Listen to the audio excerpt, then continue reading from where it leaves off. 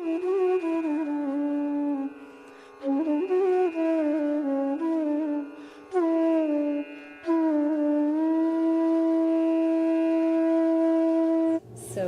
I'm so excited to tell all of you about the bees, and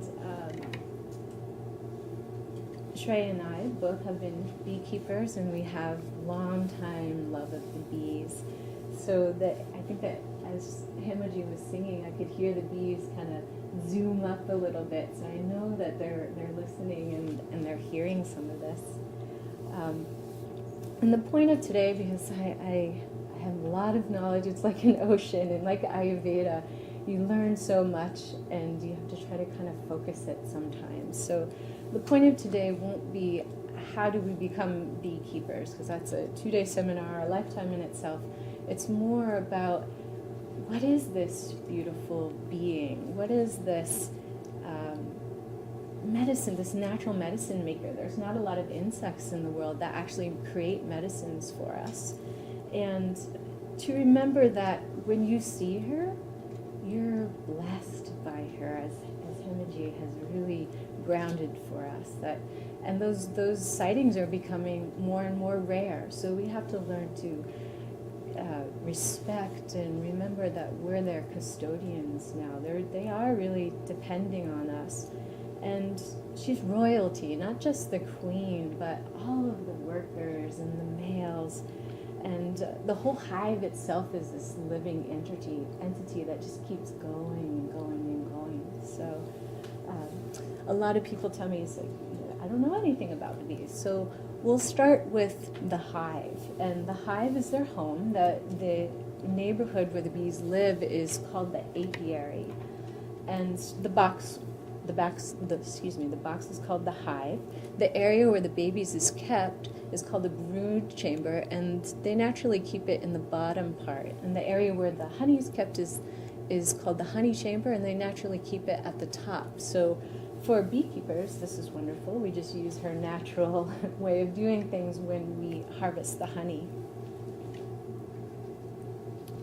And as for, we'll do kind of a brief anatomy lesson. So she has 2 eyes that we know, the compound eyes, but she also has 3 other eyes, and those are kind of around around her forehead. I kind of like to say they're in her crown, her third eye chakra.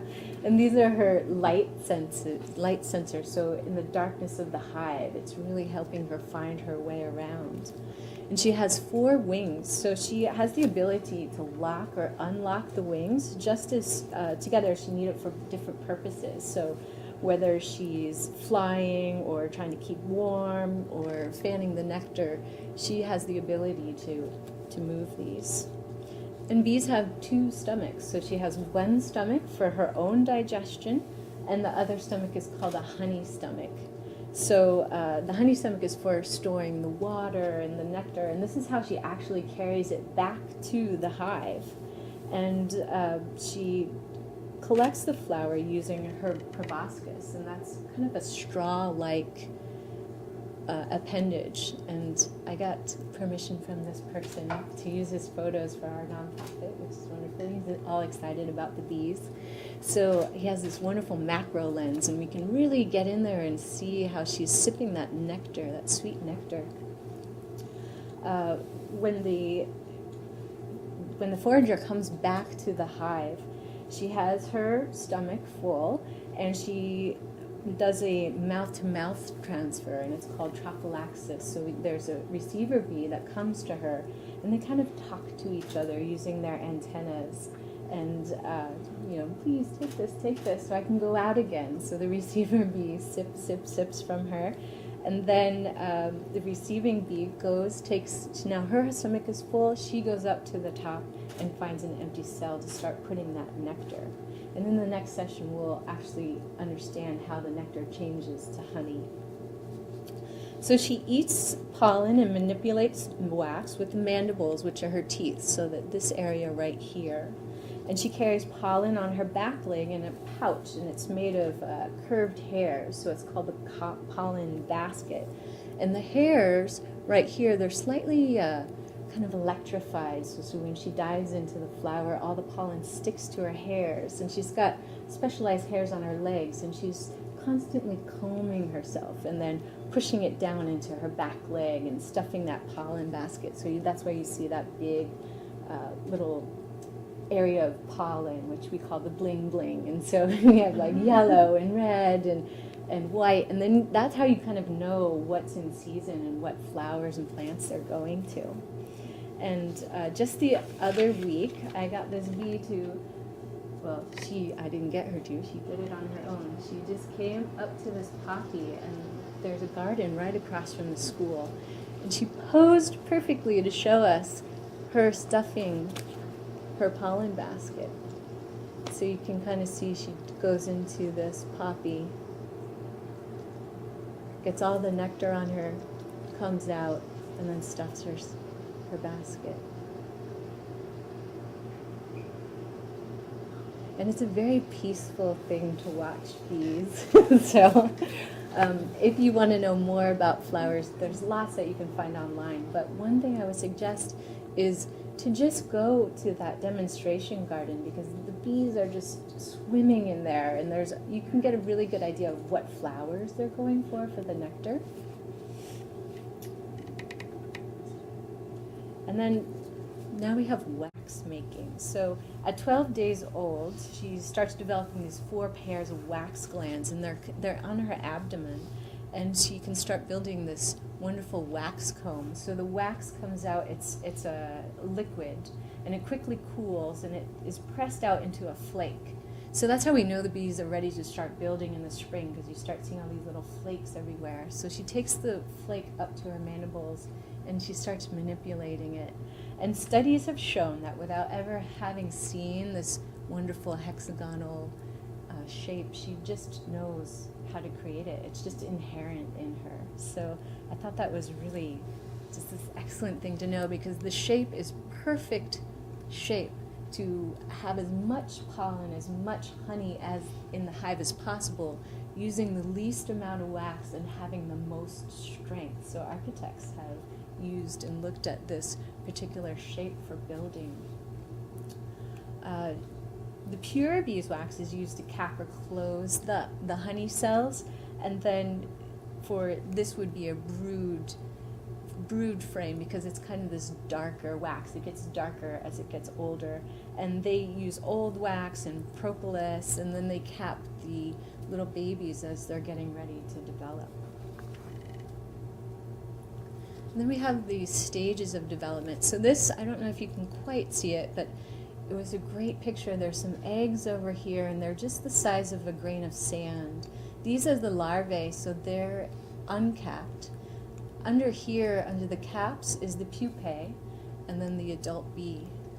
So the queen, she is the longest living. She'll live about 2 years, and possibly even up to 5.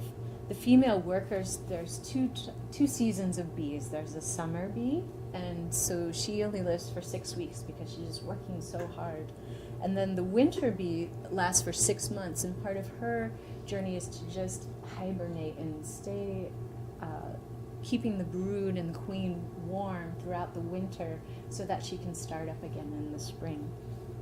And then the male drone lives for 8 weeks. And the bees, they're always working towards keeping the hive fully stocked, so they'll have at least 30 to 60,000 bees in the height of summer. So as a beekeeper, when you open that, it just kind of bubbles up. And they're so hardworking that they're trying to get the surplus for the winter of honey. So they over-create, and that's what we beekeepers take. We always leave a little bit for them for the winter, but we get to take the surplus. And most beekeepers will get about 50 pounds of honey per hive, and that's about the size of a 5-gallon bucket. And I had beginner's luck my first year, and I got 100, and never reproduced that. So and then we have the stages of the bee. So we have the life of the female worker bee, and here's the female, here's the male, again the male and the female.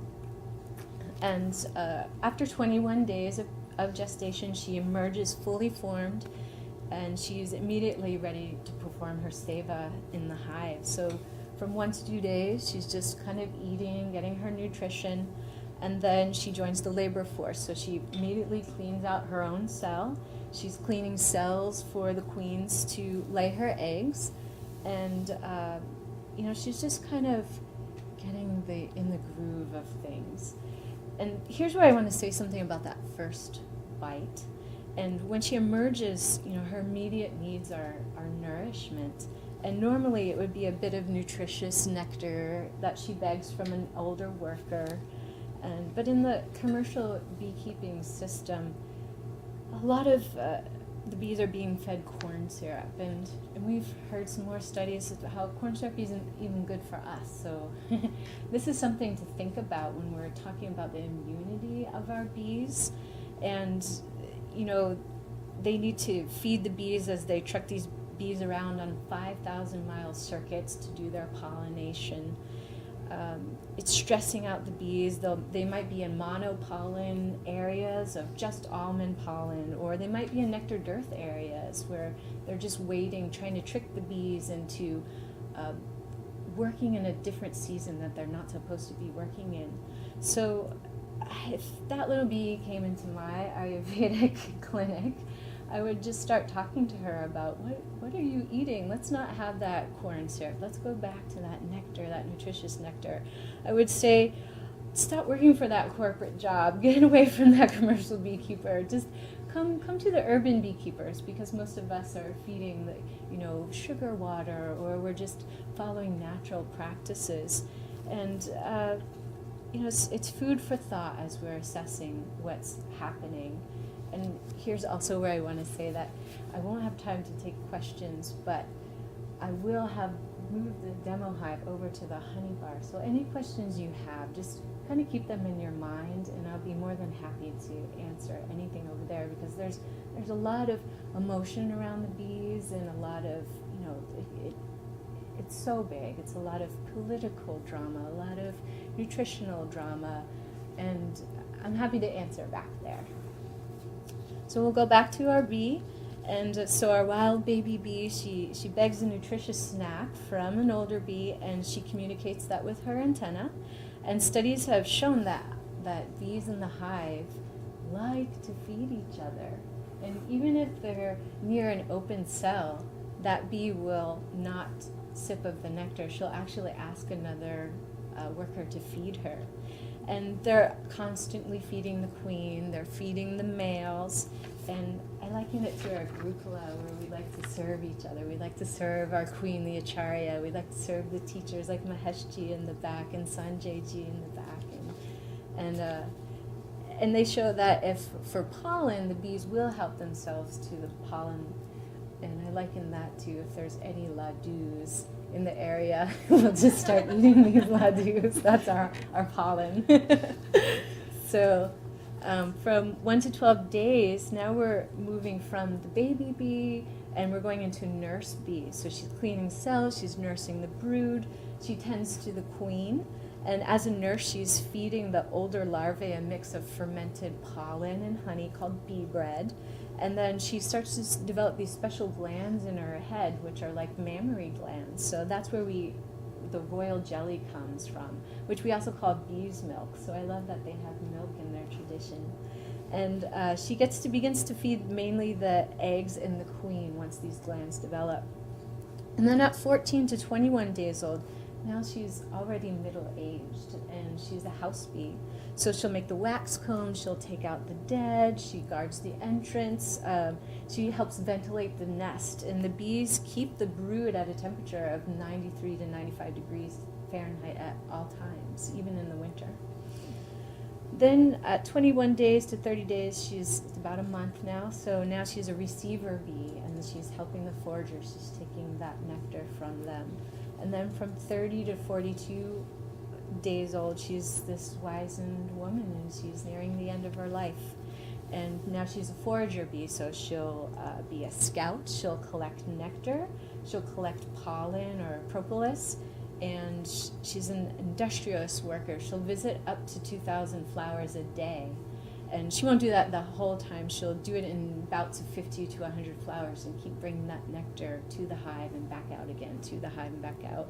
So eventually, it's her wings that start to get frayed at the edges. And when she was a house bee, she was also fanning the nectar. So a lot of stress on her wings. And eventually they'll fray so much that she can't make it back to the hive. And that's the end of her industrious life. The duties of the male bee I can just summarize in one word, and that is sex. That's it. So he doesn't do anything around the hive. They don't clean, they don't groom themselves, the women do it. They don't protect because they don't have a stinger. They don't even get born without the female helping them. The females have to get themselves out. So they just sit around and they wait to get fed and groomed. They go out once in a while to the bar, which is called a drone congregation area, or a DCA, and they're just waiting for a queen to appear so that they can mate. And men, before you go thinking that you'd like to come back and be a bee, just know that it's a very short life, because once the winter comes, the bees are sun followers, so they understand when the sun is strengthening in the summer, and they understand when the sun is shortening the days, and that's when they know, okay, it's time to really start reducing our numbers, it's time to start making sure we have enough stores, and it's time to boot you boys out. So all the men out of the hive, and they die of exposure. And the men that are lucky enough to mate with the queen, they die in the act, so it's not quite as good as you think. So the queen, she is bigger and longer than the other bees. She's kind of hard to find sometimes, and in the height of summer with 60,000, you often don't see her at all. You just know she's alive because you see the babies and the eggs. And she doesn't develop any of the parts of the workers, such as wax glands, because the queen never participates in common hive activities. Her only job is to lay the eggs. And royal jelly is right here. You can see this milky mixture. I have tasted it, and it's not very good. So there's studies how nutritious it is. Ayurveda doesn't talk about royal jelly. But in the cell, the queen is simply swimming in this jelly, and it's helping her develop her reproductive glands. She's fed it her whole life. The workers only get it in the first 3 days of their egg development, and then they're switched to something less nutritious so that they don't develop those organs, and they don't develop those pheromones and all the hormones and everything that the queen needs to communicate with the rest of the hive. It's also helped her mature faster in her cells, so she is born within 16 days, where the females are 21 and the drones are 24. And she's fed royal jelly her whole life. So you see her as she goes through I'll show you in a minute, as she goes through the hive, all the bees kind of turn towards her, and they just want to groom her, and they just want to feed her as she's laying the eggs. She goes out within a week of being born to mate. She'll find that DCA area. She'll mate with 5 to 20 males at a height of 30 to 300 feet. And then she comes back, and she never leaves again unless she's going to swarm. 48 hours after being mated, she begins her lifelong task of laying the eggs, and she never goes back out again unless she's swarming. So she has all the eggs and the sperm that she needs in her entire life, and she'll lay up to 2,000 eggs a day. So the eggs are developing as they go down her tract. They get a little bit of sperm at the end, and then the egg is deposited in the cell.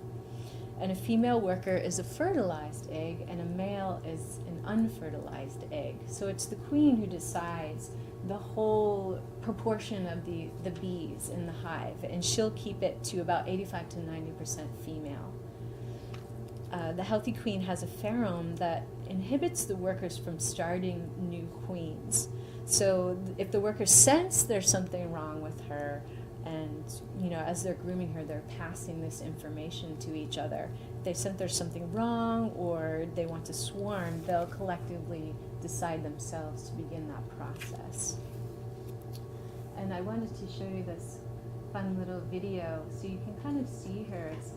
It's this magical moment when you finally do pick up a frame and you see the queen, and she's right here. And that's a boy right there. You can tell by his eyes. And she kind of walked along the bottom. It's like she was frozen, so you can see what she looks like. And you see how they're all kind of turning towards her as she passes because they're trying to see what she needs. And on a warm summer day when you open the hive, it's just the smell of the wax and the honey, and you hear that constant om coming from the hive. It's just so peaceful.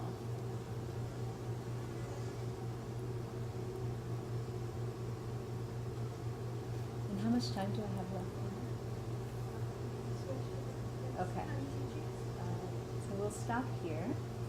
And one last thing I wanted to say is there's these visuals for the bee differences, and the honeybee is often mistaken for a yellow jacket in this country. And the yellow jacket is the one you see in the picnic tables. They're the meat eaters.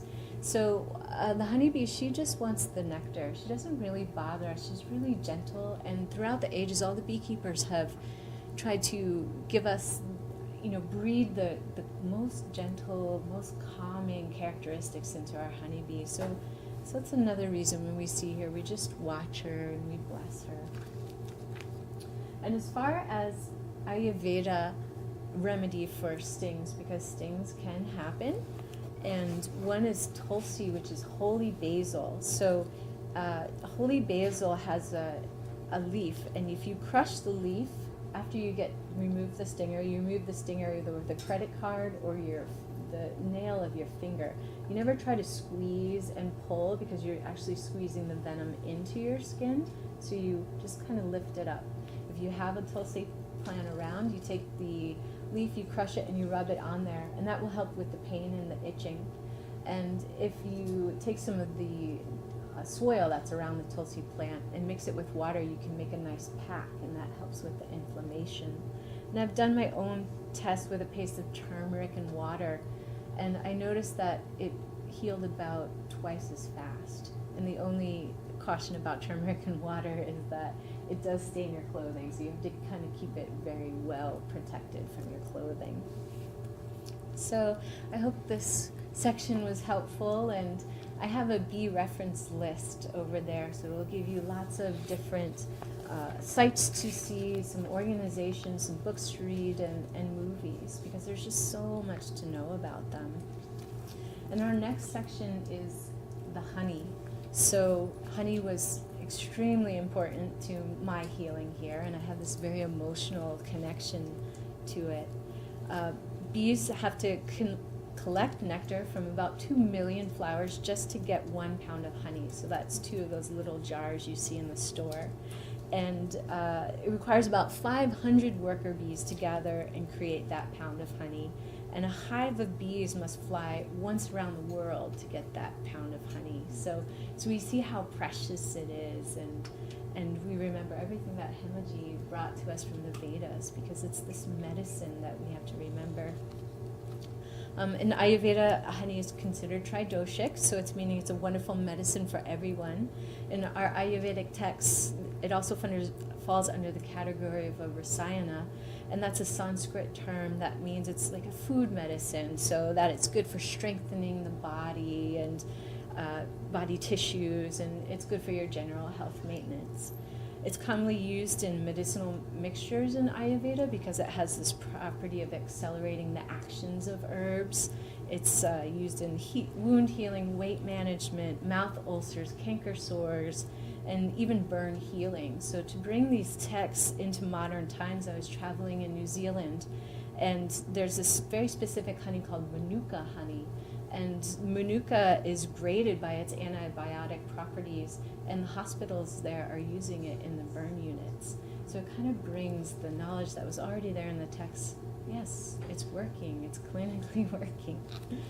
Seasonally, we learned a little bit from Jude in the last spring Sangha, And springtime is a wonderful time to have the honey because it's slightly heating property and it helps minimize that phlegm in your body.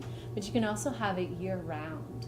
So as long as you're not suffering from heating conditions or drying conditions, honey is slightly heating, slightly drying. And if you are suffering, then please come to our wellness clinic because we can help restore balance into your system. And there's certain ways to have honey. So first rule from the Ayurvedic text is age. We have to make sure that our honey is aged 6 months or older.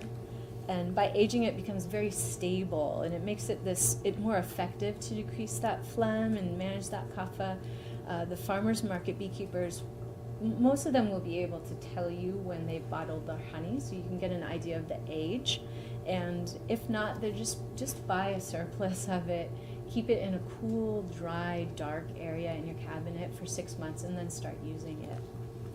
And the portions that are recommended in Ayurveda will change depending on your individual constitution. We know that Ayurveda is very individualized. So if you keep it to 1 to 2 teaspoons a day, that's a safe range. But if you want it to be very effective, then I again would recommend coming to our wellness clinic, joining our 2-month course, because then we get into what is kapha, pitta, vata, and the constitutions. We talk more about honey, medicine, spices, what's individualized to you.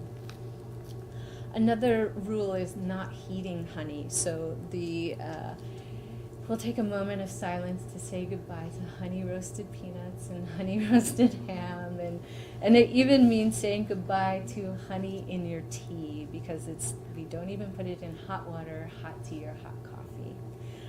Having it body temperature or cool, that's okay. And if you must have something hot that goes in your body after consuming honey, just give it about an hour before or after. And on a side note, to support Ayurveda, some of the beekeepers will also tell you not to heat honey. And their reasons are different, but they're saying that, it destroys the natural aromatics of this honey, because each nectar has its own scent. The flowers are bringing their medicine to the bees. And they also put the bees put their own natural enzymes into the honey. That's how they create it. And it has a lot of antibiotic properties that they believe are destroyed by the heat. The heating rule also applies to crystallization. So you've all seen crystallization in raw honey, and it's when the honey starts to get thicker, more condensed, and translucent. It's a natural process that begins to happen within a few weeks or a few months of the honey being processed, extracted from the comb. And there's nothing wrong with it. If you see that happening, then rejoice, because it means that you have real honey. And that's kind of an issue right now, is are we getting synthetic honeys, cut honeys? What is the quality of our honey? In short terms, crystallization is just the glucose molecule crystallizing. So some honeys will crystallize faster than others. And here in the Bay Area, we have a lot of eucalyptus, so that we found that it makes the honey crystallize faster. And why buy local honey? You're really supporting your community. And I have this book. This is your homework. It's called Fruitless Fall, and it's by Rowan Jacobson. And he goes through a lot of what I'm talking about very beautifully. He's talking about colony collapse disorder, some of the pesticide usage, what's happening to our bee in a overall system in this country. The only other thing he talks about is honey being real. He talks about the war between the beekeepers, the honey brokers, what's happening with honey coming from other countries in here. We're talking about illegal antibiotics being found in our honey, or it being cut with corn syrup. So commercial honey also is heated to 140 to 160 degrees, and that's ultra pasteurizing it. It's taking all the pollen out of this honey, because people want it to look beautiful and liquidy. But then can we really call it honey anymore? Maybe we need a different name for that. and then we go to our local beekeepers and get the real thing. So when you go there, just look at their labels. Anything marked organic isn't necessarily, you have to use your own discrimination, because a bee can travel 2 to 5 miles to forage. We can't control where they're going. And the word pure on a label, it doesn't necessarily mean it's all honey. It just means it has some pure honey in there. And what else is in there? So we have to be discriminatory. And my plea, again, as a beekeeper and Ayurveda practitioner is to go to local beekeepers. You can even go to the bee societies. They let anyone into their meetings, and you can talk to people who are selling. And you just create this really wonderful, sustainable, mutual relationship. You're paying maybe that extra amount so that you're supporting somebody else who's working really hard, who's helping the bees who are really working hard. So it's this circle that happens. And we have a honey bar in the back, so at potluck time, please try all the different kinds, all the different smells, constitutions. And before we move on to our next speaker, Shreya, I'd like to take you on a 5-minute honey journey. So we'll actually be in a visualization with the bees. We'll actually be sampling some of the honey from our gift shop, which is coming from a sustainable source. And we'll experience the honey with our 5 senses. So we'll experience it, we'll go on a closed eye visualization. And then immediately after, Shreya will be teaching us about Brahmari, which is kind of the sound of the bees.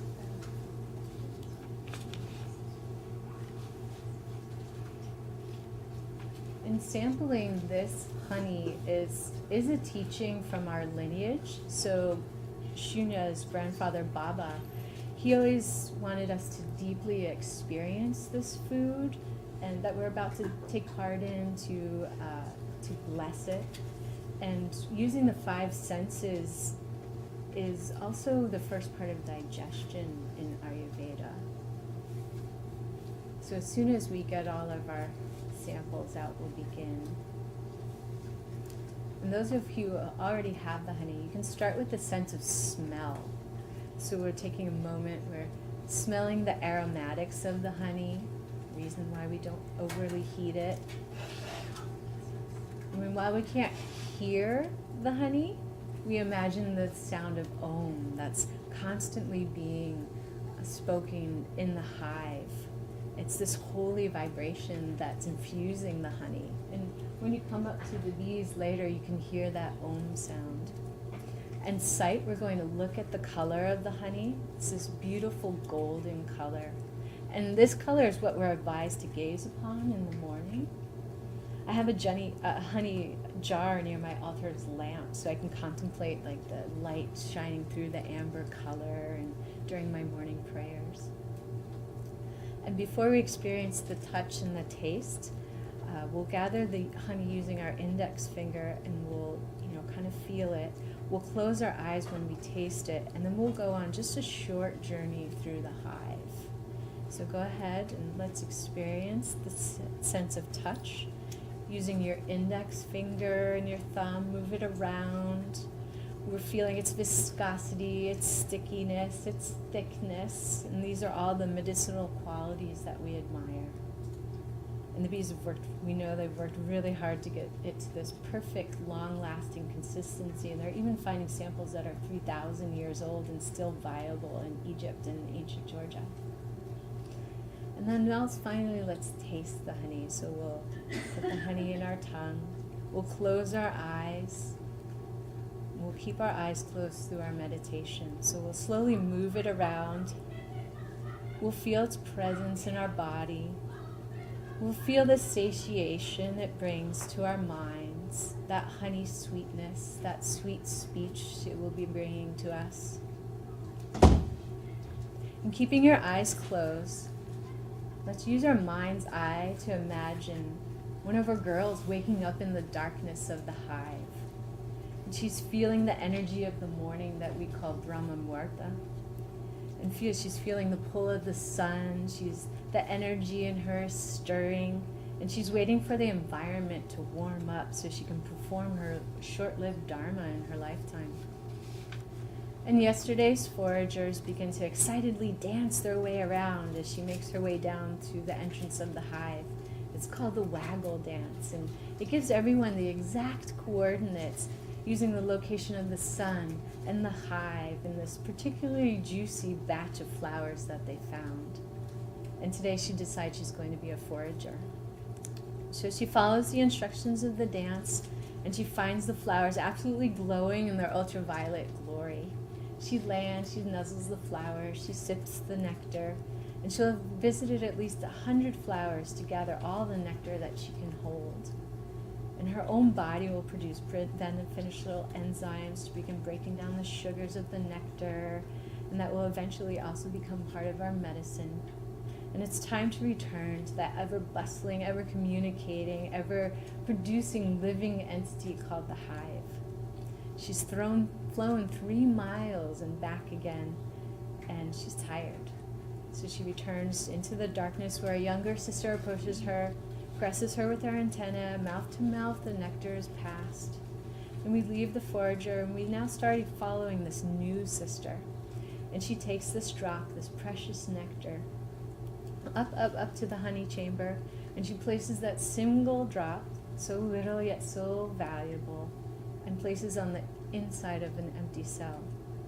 Her other sisters will begin using their wings to fan, and cooperatively, they're reducing the water content of each drop until this small cell the size of your pinky nail is full of what we call honey. The nectar is perfectly transformed in its new ratio of sugar to water, and then it's capped for protection. Our forager has flown off again, knowing that the others are dutifully doing their jobs, ensuring there's enough food for the brood, for the hive, for the winter to come. And in her short lifetime, our little sister bee will only have produced 1/12 of a teaspoon of our medicine. So let's send healing vibrations to all those bees and thank them for the lessons that they teach us and their complete dedication.